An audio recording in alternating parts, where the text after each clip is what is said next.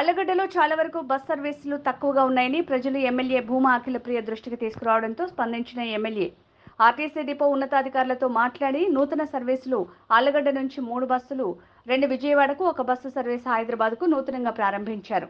తను మంత్రిగా ఉన్నప్పుడు మాత్రమే ఆర్టీసీ డిపోలో రోడ్లు వేయటం, వాటర్ ప్రాబ్లం లేకుండా చూశామని, కానీ గత ప్రభుత్వంలో ఆర్టీసీ డిపోకు సంబంధించి ఏ ఒక్క సర్వీస్ కానీ డెవలప్మెంట్ కానీ చేశారా అని భూమా అఖిలప్రియ ప్రశ్నించారు. రావట్లేదు టైం కని చెప్పిన కంప్లైంట్లన్నీ కూడా డిఎం గారికి చెప్పడం జరిగింది.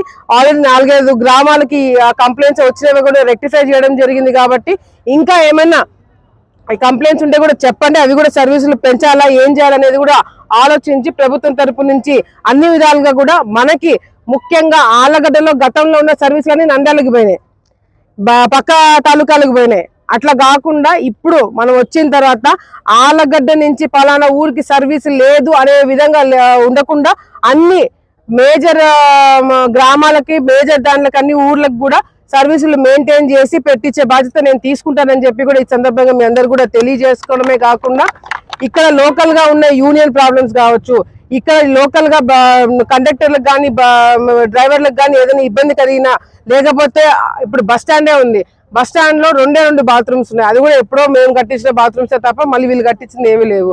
ఇప్పుడు సర్వీసులు పెంచే టైంలో ప్రయాణికులు కూడా ఎక్కువ అవుతారు. ఆ సమయంలో ఈ బాత్రూమ్ సర్వీసులు కూడా పనికి రాకుండా పోతున్నాయి. తప్పకుండా నేను మున్సిపల్ కమిషనర్ తో కూడా మాట్లాడడం జరుగుతుంది. వీళ్ళ డిపార్ట్మెంట్, ఆర్టీసీ డిపార్ట్మెంట్ వాళ్ళతో కూడా మాట్లాడి అవసరమైతే నా నిధుల నుంచే మరి బాత్రూమ్స్ కూడా నీట్ గా మెయింటైన్ చేసేలాగా హైజీనిక్ గా ఇంకా చైర్స్ కానీ ఏమన్నా ఫ్యాన్లు కానీ అవసరం ఉంటే అవన్నీ కూడా చిన్నవి మేము పెట్టిస్తాము. ఒకవేళ పైనుంచి ఏమైనా ఫండ్స్ రావడం లేట్ అవుతే భూమా నాగిరెడ్డి గారి పేరు మీద ఉండే ట్రస్ట్ తరపు నుంచి వెంటనే పెట్టిస్తారని చెప్పి కూడా ఇక్కడ ఉన్న మరి బస్ స్టాండ్ కి సంబంధించిన అన్ని కార్యక్రమాలు చేయడమే కాకుండా ఇక్కడ చాలా స్పేస్ ఉంది, ఇంకా మనకి బస్ స్టాండ్ లో ఇంకా చాలా స్పేస్ ఉంది.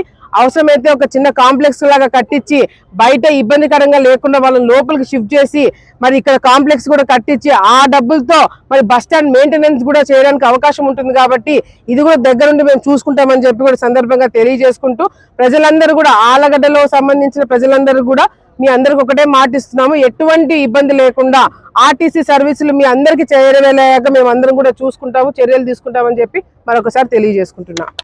ఆళ్లగడ్డ పట్టణంలో ఆర్టీసీ బస్ స్టాండ్ డెవలప్ చేస్తుంది ఎవరు అంటే చిన్న పిల్లల నుంచి కానీ ఎవరు అడిగా కూడా చెప్పడం జరుగుతుంది.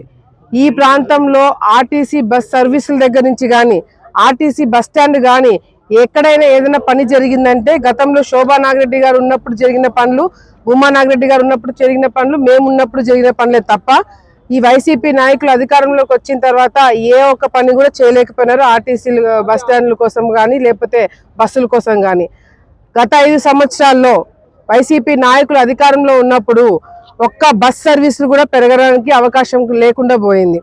ఉన్న సర్వీసులు గతంలో నేను మంత్రిగా ఉన్నప్పుడు కావచ్చు, శోభా నాగిరెడ్డి గారు ఉన్నప్పుడు కావచ్చు, అమ్మ ఆర్టీసీ చైర్మన్ గా ఉన్నప్పుడు ఎన్నో సర్వీసులు పెంచి ఈ ప్రాంతంలో కనెక్టివిటీ ప్రాబ్లం లేకుండా కూడా అన్ని గ్రామాల నుంచి కానీ, అన్ని ప్రాంతాల నుంచి కానీ కనెక్టివిటీ అటు చెన్నై కానీ, బెంగళూరు కానీ, హైదరాబాద్ కానీ, విజయవాడ కానీ అన్ని చోట్ల కూడా సర్వీసులు చాలా బాగా మెయింటైన్ చేయడం జరిగింది.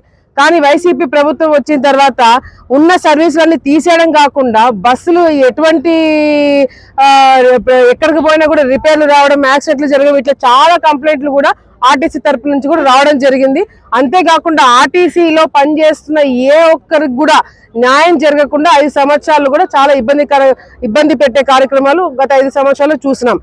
నేను మంత్రిగా ఉన్నప్పుడు, నేను ఇందాక బస్ స్టాండ్ లోపలికి వస్తున్నప్పుడు కూడా అటు సామాన్య బస్సులో ఎక్కిపోయే ప్రయాణికులు కావచ్చు, లేకపోతే మీడియా మిత్రులు కావచ్చు, స్టాఫ్ కావచ్చు, అందరూ కూడా అమ్మ మీరేసిన రోడ్డే ఇది, మీరు ఇప్పించినవే ఇవి, మీరు వేయించిన బాత్రూంలో ఇవి, మీరు కట్టించినవే అని చెప్పి ప్రతి ఒక్కరు కూడా చెప్పడం జరుగుతుంది.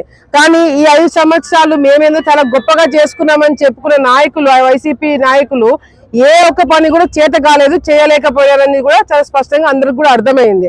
ఇప్పుడు మేము వచ్చిన తర్వాత నేను గతంలో డిఎం గారిని పిలిపించుకొని మాట్లాడడం జరిగింది, ఈడీ గారితో మాట్లాడడం జరిగింది, అదే విధంగా మిగతా అధికారులందరితో కూడా మాట్లాడడం జరిగింది. ఈ ప్రాంతంలో బస్ సర్వీసులు ఇంకా పెంచాల్సిన అవసరం ఉంది, అన్ని తీసేయడం జరిగింది. మన ప్రభుత్వం వచ్చిన తర్వాత, ఇప్పుడు తెలుగుదేశం పార్టీ ప్రభుత్వం వచ్చిన తర్వాత, మేము గెలిచిన తర్వాత కూడా ఈరోజు పై లెవెల్ నుంచి కింద వరకు కూడా అందరూ కూడా సర్వీసులు పెంచే విషయంలో కావచ్చు, డ్రైవర్ల విషయంలో కావచ్చు, యూనియన్ విషయంలో కావచ్చు, అదేవిధంగా ఈ బస్ స్టాండ్ లో కావాల్సిన ఫెసిలిటీస్ కావచ్చు, అన్ని విధాలుగా కూడా అన్ని కూడా మేము ఇన్ఫర్మేషన్లు తీసుకొని కూడా ఈరోజు ప్రభుత్వం తీసుకెళ్లిన వెంటనే అన్ని పనులు కూడా జరుగుతున్నాయి. నేను మీ అందరూ మీడియా మిత్రులు కూడా తెలుసు, గెలిచిన తర్వాత ఏ విధంగా అధికారులను కూర్చోబెట్టుకొని మీటింగ్ పెట్టుకోవడం జరిగింది. దాని తర్వాత ఇప్పుడు మరి విజయవాడకి 2 బస్ సర్వీసులు ఈరోజు నైట్ సర్వీసులు స్టార్ట్ అయినాయి.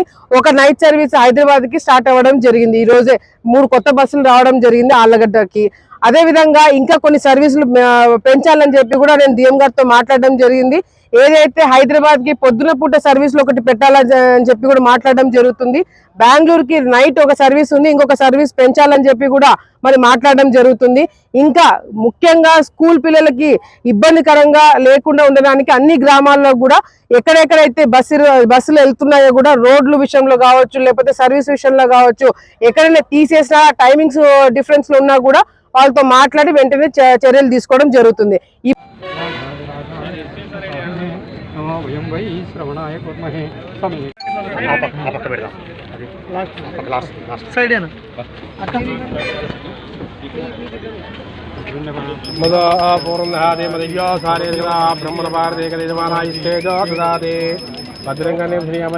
భద్రం సేమాక్షిపుత్రాః శ్రీరంగే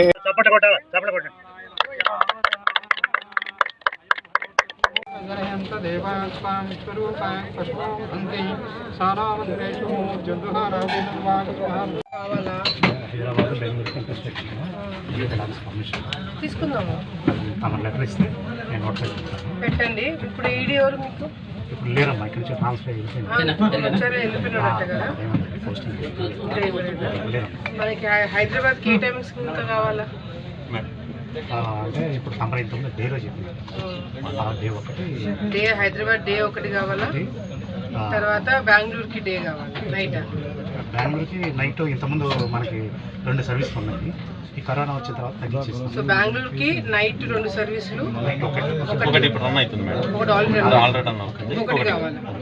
ఒకటి కావాలా, ఇంకా హైదరాబాద్ కి ఒకటి. లోకల్గా తమరు అడిగినట్టుగా అన్ని పెడతానే ఉన్నాము. స్కూల్కి అన్ని ఇబ్బంది లేకుండా తమరు చెప్పిన తర్వాత సర్వే చేశాను మేడం. మొన్న సర్వే చేసేసి వియల్వాడలో ఈ 2 గ్రామాలకి ఏదో అడుగుతున్నారు, పెట్టానమ్మా. టైమింగ్ మార్చేసా, 7:30 కావాలి, 7:30 పెట్టి ఏదైనా లేడీస్